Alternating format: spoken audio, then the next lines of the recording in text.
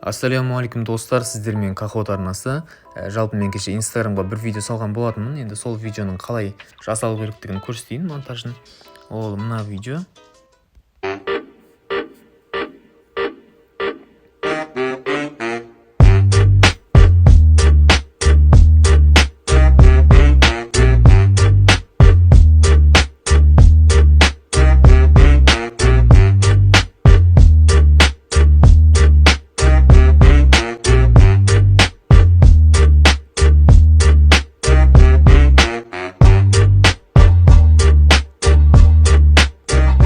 Мінекей осы видеоның монтажын сұрап жатқан кісілер бар. Енді қалай жасалу керегін көрсетейін.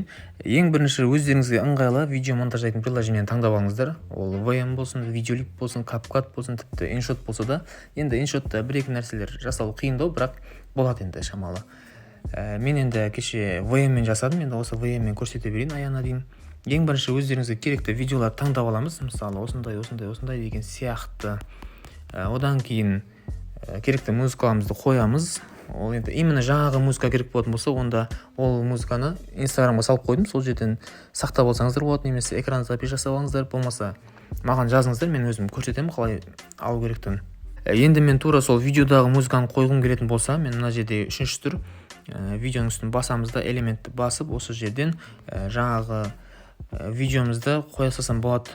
Мысалы, былай.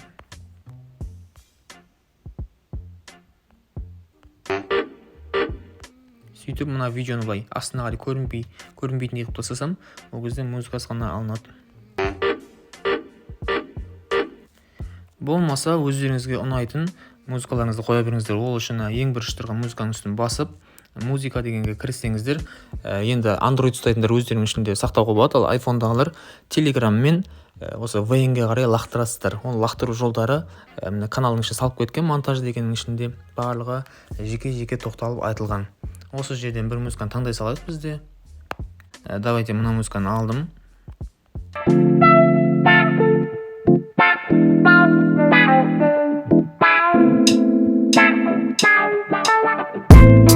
Мінекей осылай музыкамызды қойып аламыз. Енді монтаж кезіндегі алғашқы жасайтын жұмысымыз ол музыканың ритміне қарай, музыкаға қарай видеоларымызды қырқып аламыз. Яғни, примерно музыканың бір переход болатын жерлер болады. Мысалы, ана жер. Мінекей осылай дың дейтін кезде келесі видео басталып кету керек. Мысалы, мына видеодағыдай.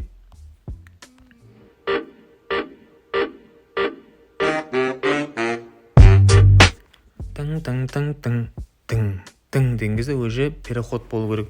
Тура сол сияқты видеоларды қырқып аламыз бірінші. Артық жағын алып тастаймыз. Сол кезде видеомыз осылай болады. Мінекей өстіп, ары қарай жалғастырып кете береміз. Дәл солай переход болатын жерлерден видеомызды қырқып аламыз да. Осылайынан бір сақтап алсаңыздар болады, болмаса примерно қырқып қоясаңыздар, одан кейін ары қарай екінші жұмыс бар. Так, мына видео қалай екен? Мына бит жібереді екен да, алар, көрейік екен. Может быть, не в этот раз. Что екен? Так, мен мына жерді ғана көрсете берейін. Осылай бірінші видео басталады, одан кейін екінші видеоның ең бірінші бас жағына барамыз да. Мысалы, мына видеоның басына барып скрин жасаймыз. Мінекей осылай скрин жасап аламыз. Жалпы бұл монтаждың логикасы оңай болғанмен бір шамалы уақыт алатындай жұмыс. Енді біз сол суретті PicsArt арқылы керекті суреттерімізді қырқып аламыз. Не үшін бұлай қырқып аламыз? Өйткені бізге мынандай суреттерді жаңағыдай біртіндеп шығару керек болады. Енді біз неше сурет қырқамыз, оны мысалы музыканың жаңағы ритміне байланысты. Мысалы, мына жерде примерно санасақ.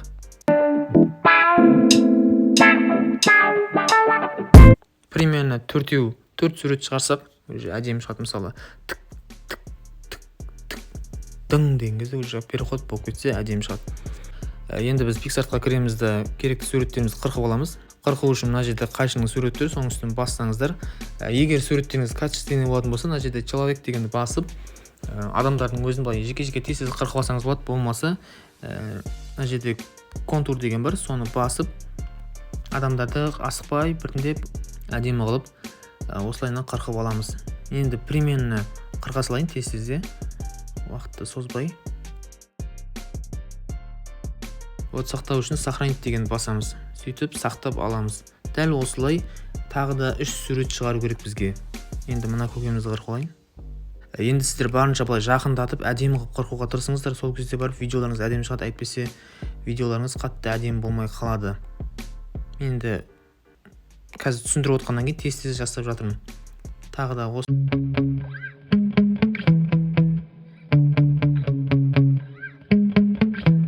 Yeah. Sometimes I get so mad, there's no control in me. My thoughts get so bad, I'm like 4 сурет дайындадық. Енді жаңағы монтажға кіріп, жаңағы алдындағы секундтар бар, мысалы бит ұрылған, мысалы тік тік тік тік деген кезде әрқайсысын жеке-жеке қойып шығамыз. Мысалы қою үшін мына жерде жаңағыдай видеоның үстін басамыз да элементке кіріп, фотоны басып, осы жерден фотоңызды қоясыздар. Мінекей осылай. Ол үшін келесі видеоңыздың үстіне барып, примерно турлап аласыз. Сосын осылай қоямыз да фотоның соңын видеоның басталатын жерінен тоқтатамыз. Осылай жалғасып кету керек өйткені. Осылай қойып, примерно жаңағы звук. Біз оны былай шетінен шығарайық. Мына точкалар арқылы біз суретімізді жылжыта аламыз. Мысалы былай деген сияқты. Сол кезде примерно андай болады. Түсінікті, дәл осылай ары қарай тоже фотоларымызды жасап аламыз. Мінекей суреттерімізді жасап алдық. Сол кезде осылай шығады видео.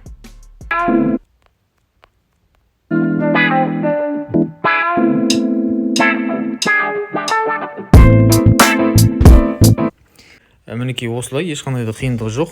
Енді бізге андай не керек? Қазір эффект сияқты дірілдететін нәрсе керек. Ол үшін біз видеоны сақтап алуымыз керек. Сосын барып жасаймыз. Сосын қайтадан кіреміз, новый проект деп, сөйтіп жаңағы видеомызды таңдап алып, енді біз эффект қосуымыз керек. Эффект қою үшін біз жаңағы переход ауысатын жерге барып, осылай астың жағында FX деп тұр, мінекей. Соны бассаңыздар, осы жерден таңдап аласыздар. Мінекей осылай қойып сақтаймыз. Сол кезде видеомыз осылай шығады.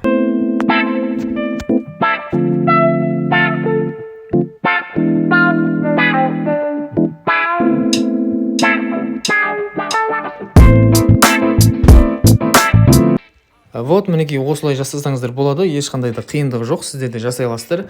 Барлығы логикасының барлығы өте оңай, просто жаңағыдай фотоны қырқып отырумен сондай бір майда жұмыстармен уақыт өтіп алатын болмаса, әйтпесе мынандай монтаждар өте әдемі көрінеді. Сіздер де жасаңыздар. Егер видео пайдалы болатын болса, төменге комментарий жазып, лайк басып, мені қолдаңыздар. Және де если түсінбеген жерлеріңіз болатын болса, төменге Instagram парақшаны тастап кетемін, сол жерге кіріп маған жазсаңыздар болады. Сау саламатта болыңыздар. Бүгін тамаша келсем, асықпай бірақ белсен.